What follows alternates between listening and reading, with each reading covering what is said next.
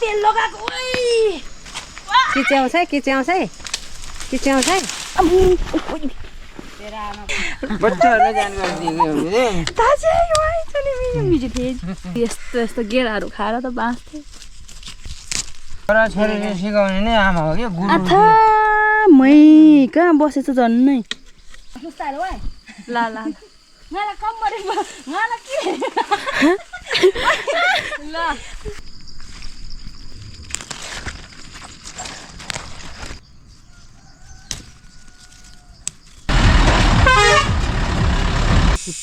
अनि म छिप्नै होस्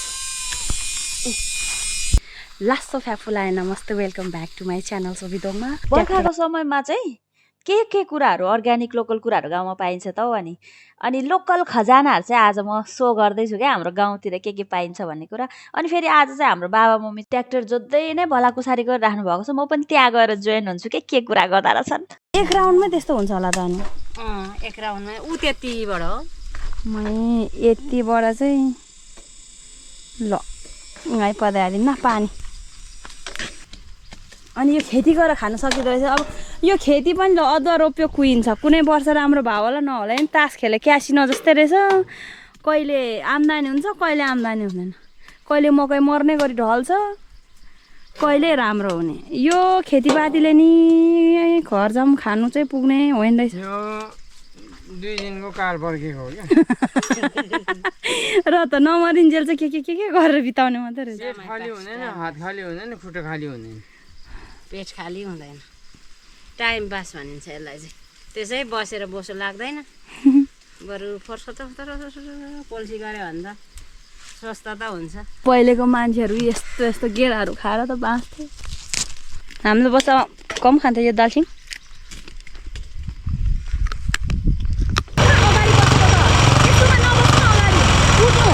भरे फुट अगाडि आयो भने डेन्जर हुन्छ है त्यस्तो मेसिनरी अगाडितिर नबस्नु है फिल्टरपट्टि गएको त है दुवा त 3 केजी भयो नयाँ पहिलोचोटि म यस्तो भयो नि त यता जानुपर्छ यहाँबाट कहाँ यता आउँछ त न त्यतैबाट हो कि यो नयाँको होइन नि हिजो अस्ति अब अघि भर्खरै यताबाट गइरहेको यताबाट नआएको त अनि यो त हावा लिने हो क्या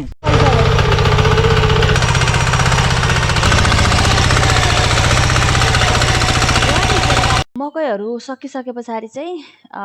सबै उठाइन्छ अनि यो ढोडलाई चाहिँ यसरी राखिन्छ क्या हाम्रोतिर अनि यसमा अब बोडीहरू लहरा दाई अब लहरा जाने मस्याङहरू भयो यस्तो दाना दुनीहरू चाहिँ दालको आइटमहरू चाहिँ हामीले यहाँ छरिदिन्छौँ अनि त्यस पछाडि हेर्नु नसुकेको ढोडहरू यत्तिकै राखिदिन्छौँ अनि त्यस पछाडि थाङ्रा पनि दिनु पर्दैन हेर्नु वरिपरि घाँसै घाँस छ हाम्रो चाहिँ जङ्गल जानु पर्दैन यही चाहिँ खुसी लाग्छ क्या मकै अब घाँस्ने बेला भइसक्यो अदुवा छ यहाँभित्र अनि मकै त्यो सिप्ली भिन्डीको रुखो कति ठुलो छ फलेकै छैन फुल फुल्दै चाहिँ लेडी फिङ्गर भन्छ के भन्छ राइडिङ टी सर्ट लाएर चाहिँ बारीको काम टी सर्टको चाहिँ बिल्ला भयो क्या गाउँतिर कस्तो कस्तो माहौल मौसम चलिरहेको छ भिडियोबाट म क्याप्चर गर्छु आज बारीतिर के फल्दैछ यो अदुवा छ यहाँ होइन यहाँ अदुवा लगाएको यो सानो सानो टुक्रा टाक्री घाँस दिएको यो मान्छेको आवाज सुन्नै हुँदैन क्या बाख्राले तै पनि कराउँछ मान्छे सुन्दा नि घाँस नदिइराखेको भन्छ यो मनसुन हो नि त पानी पर्ने बेलामा यो उयो हुन्छ अरे के अरे यो गोलभेडा फल्दैन साँच्चै कुहिएर गयो क्या अनि यहाँ छेउछेउ रोपिदिएको फल्नु थालेको छ क्या खासमा चाहिँ म यहाँनिर आएको मेन कारण भनेको चाहिँ यो चाहिँ हाम्रो तिते करेलाको झ्याङ हो होइन यो तिते करेला चाहिँ यो पहेँलो भइसक्यो किनभने यसमा एकदम बाक्लो उयो भयो नि त त्यसलाई गाह्रो भयो क्या सास फेर्न पनि अनि अहिले म आएको भनेको चाहिँ यहाँ करेलै टिप्न लाग्यो खासमा तिते करेला यो सानो टिपेर सानो भयो नि टिपिदिनुपर्छ क्या न त कुहिँदो रहेछ नि त माथि नि छ सक्दैन क्या त त्यहाँ चाहिँ अन्त सानामा यसरी कुहिँदो रहेछ यी पहेँलो भएर यस्तो रातो भइसकेपछि त कामै छैन नि त त्यही भएर चाहिँ यो सानो हुँदै यसरी ट्याक्राक टिपिदिनुपर्छ क्या बर्खाको समयमा त हेर्नु न घरमै साग फल्ने क्या यो रोपेको होइन नि अब यो हरियो परियो हुने बेला चाहिँ 3 मिनट जस्तो लाग्छ सब्जी खोज्नलाई घर बाहिरतिर खोज्दा किचनको वरिपरि चाहिँ हाम्रो मम्मीले सब्जीहरू रोप्नुहुन्छ अनि गर्मी महिनामा चाहिँ यो भोगटेको बोटको छारीमा हामी बस्छौँ अनि यहाँ चाहिँ यो रातो खालको भोगटे हो, यो दसैँ तिहार पछि जाडो महिनामा खानु मिल्छ कि यसको। लौकाहरू फलिरहेको छ, यतापट्टि नि छ अनि उतापट्टि यो बारको उतापट्टि नि देखेको थिएँ मैले गोलो खोर्सानीहरू। यो सबै खोर्सानी लगाएको छौँ हामीले। अनि सँगसँगै साग,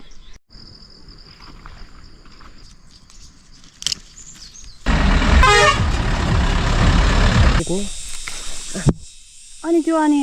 अरूले लगिहाल्छ। ठुलो हुन्छ होला फेरि छिप्पिन्छ नि। अनि छिप्नै होस्। थुप्रै छ जस्तो छ भित्र, झारभित्र क्या चिचिलाहरू चिचिलाहरू त कति कति भित्र उता माथि चाहिँ छ जस्तो छ, यता पनि छ बोडी टेक्ला। लोकल काँक्रो है यो चाहिँ। अहिले चाहिँ गाउँघरमा फर्सी, लौका, काँक्रोहरू, यो करेलाहरू के फलिरहेको छ अरे। बाटोमै त झुन्डिरहेको छ अनि तार यहाँ क्यामेरामा तपाईँलाई खिचेको के भिडियो। अब यो चाहिँ हाम्रो लिचीको बोट हो, हाम्रो भन्दा नि हाम्रो फुपूहरूको, सुसानाको होइन, उपासना। अनि भाइहरू चाहिँ कोही बाहिर गएको छ। अब यसलाई के भन्छ, कसैले मौसम भन्नुहुन्छ, कसैले चाहिँ यसलाई जुनार खोइ के भन्नुहुन्छ। अनि लु वातावरण त छैन। अनि यता हाम्रो यो घरको घरमुली हुनुहुन्छ यहाँनिर, भर्खर बिहान भएको छ यहाँ चाहिँ। अनि अब यही सागपात, यो साग भनेको त हाम्रो राष्ट्रिय तरकारी नै हो अहिलेलाई। यतातिर यी लोकल काँक्रो, लोकल हो कि नलोकलै हरियो हरियो छ त। पै वातावरण दिँदैन त अनि भिडियो बनाउने। चुहाम्बक छ बेल त बारमा कुर्किनु है ना तोरवा फारम फेस तोर में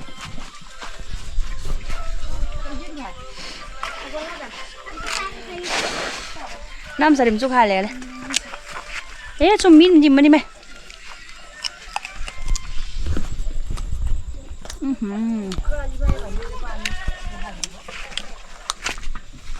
आप मिठुन जिम बनी हुआ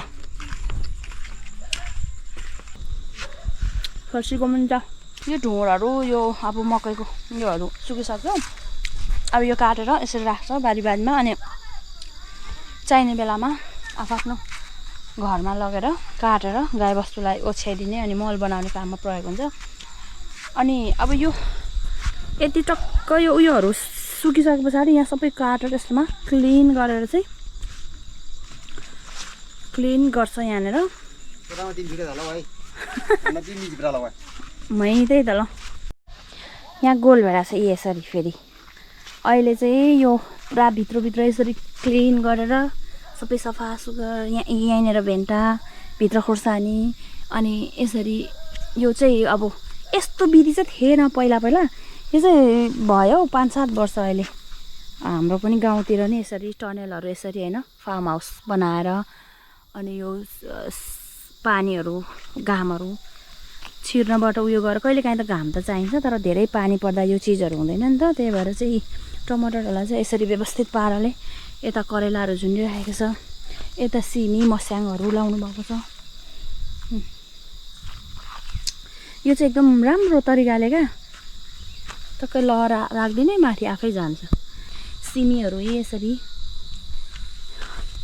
करेलाहरू सिमीहरू अनि यहीँनिर छ साग। यो चिजहरू चाहिँ सबै यो छेउछेउको सबै मस्याङ हो। करेलाहरू झ्याप्प लाउनु भएको छ उहाँहरूले। यो फार्म हाउस चाहिँ हाम्रो फुपूहरूको हो होइन। उहाँहरूले यहाँ चाहिँ यसरी टमाटरहरू खेती गर्नुभएको छ। 2टा रहेछ फार्म हाउस। अनि यहाँ फेरि सागहरू रोप्नुभएको छ उहाँहरूले। फुल फुलिसकेको छ यहाँ।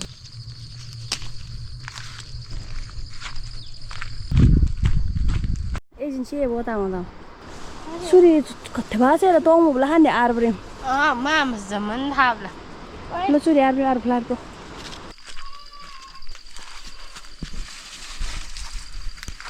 क्यामेरामा भिडियो मन त दिसुन नि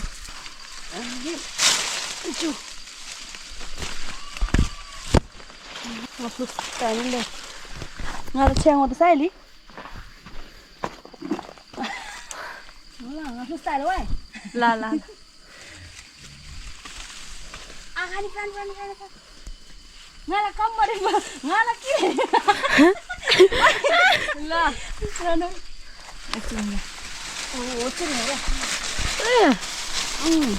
Nuja. मैले पनि टिपम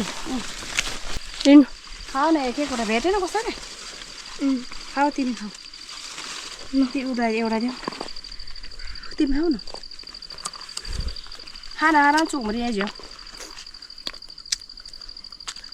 ai ai sao mua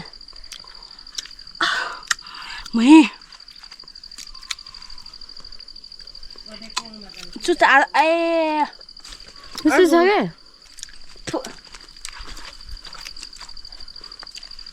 के मिठो रहेछ यस्तो यस्तो मिठो हुन्छ क्या धेरै पाकेको फ्यात्त गरेको मिठो हुन्छ छिटो खाँदो रहेछ कान्छी त उयो देखिसक्यो होइन नटिप्नु हेर कोपिला नचुर्नु पाप लाग्दछ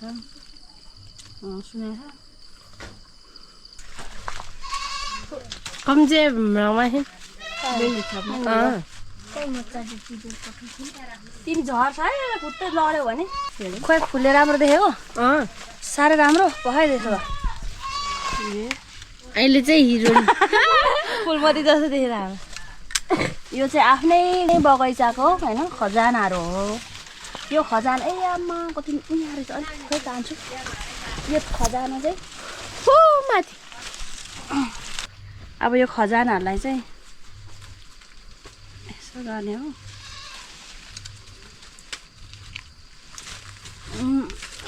आज हाम्रो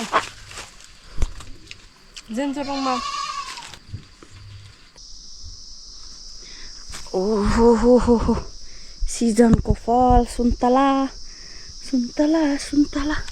सिजनको तरकारी बोडी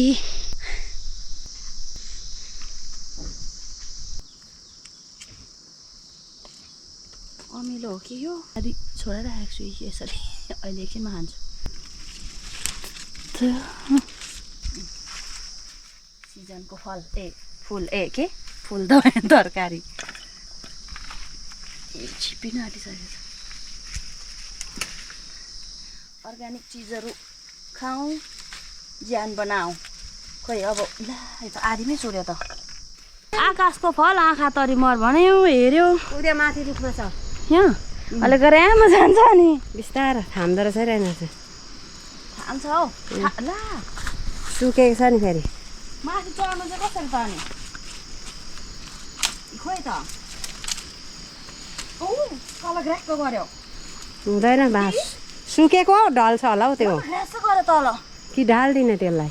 यसलाई ढाल्ने होला हौ ढाल त बचपनमा टाउकोमा तालुमा तेल लगाएको ओइ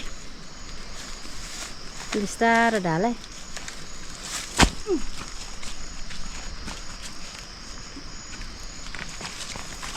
किच्याउँछ है किच्याउँछ है